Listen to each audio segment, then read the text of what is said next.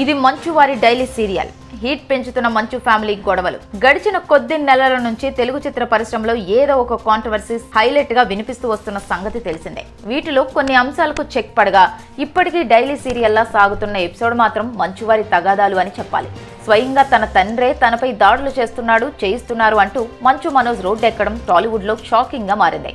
మోహన్ బాబు కూడా మనోజ్ పై రివర్స్ లో కేసు పెట్టడంతో వీరి కాంట్రవర్సీ మాత్రం అంతకంతకు హీట్ పెంచుతుంది. మరోవైపు తల్లిదండ్రులు వృద్ధుల సంరక్షణ చట్టం కింద తనకు భద్రత కల్పించాలని మోహన్ బాబు రంగారెడ్డి జిల్లా కలెక్టర్ను అభ్యర్థించారు. అలాగే తన ఆస్తులను కాపాడాలని, ఇదంతా తాను కష్టపడి సంపాదించిందేనని జిల్లా కలెక్టర్కు ఫిర్యాదు చేశారు. కలెక్టర్ ఆదేశాల మేరకు ఫిబ్రవరి 3వ తేదీన మోహన్ బాబు, మంచు మనోజులు ఆయన ఎదుట విచారణకు హాజరయ్యారు.